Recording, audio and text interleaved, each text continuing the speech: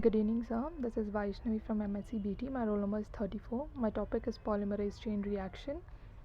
So, coming to the introduction, PCR, it is a technique that makes specific sequences of DNA of small amount and amplifies it to be used for further testing. So, it was first developed in 1983 by an American biochemist Gary Mullis. PCR is used in molecular biology to make many copies of small sections of DNA or a gene. Using PCR, it is possible to generate thousands to millions of copies of particular section of DNA from a very small amount of DNA fragment. So PCR is also referred as people's choice reaction. So this technique is widely used in medical laboratory research, biomedical research, and criminal forensics. So what is the principle behind PCR? So PCR involves a process of heating and cooling called thermocycling, which is carried out by a machine. So the three main stages. The first one is initial denaturation and denaturation stage. Second is annealing, and third is extension. So in the first stage, during this the temperature will range from 92 degrees Celsius to 95 degrees Celsius. This will result in separation of two single strands of DNA from a double stranded DNA, which will act as a template for the production of new strands of DNA. This will usually takes place between 4 to 5 minutes, followed by a denaturation step for 45 seconds.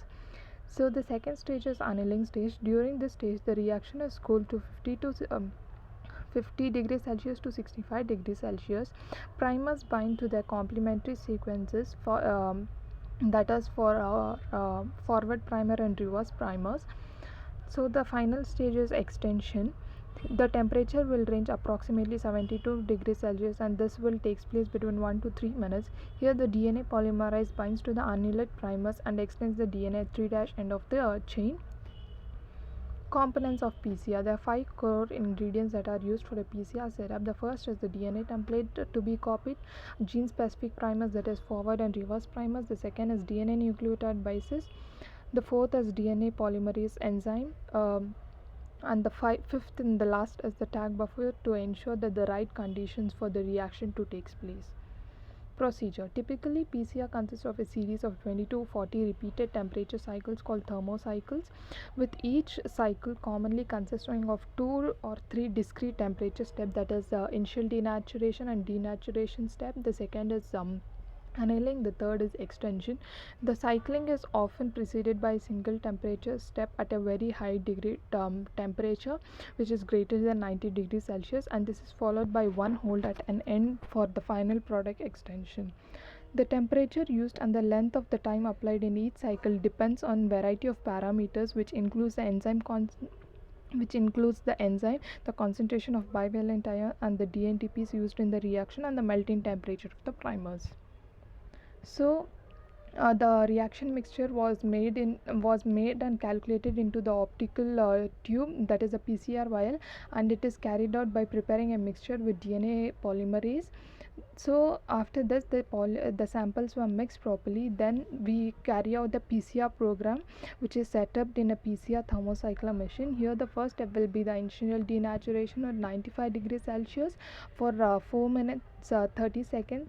Step 2 is denaturation at 95 degrees Celsius for 45 seconds.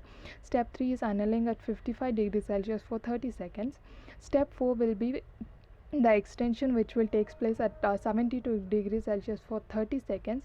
Then at the step 5 we repeat the same procedure from step 2 for next 30 to 40 cycles. Step 6 is the final extension at 72 degrees Celsius for 10 minutes. Then we hold the process at 20 degrees Celsius. So once the PCR is finished, the tubes are removed from the machine. Then the samples were run on agarose gel electrophoresis at constant volt, and the gel was stained with ethidium bromide.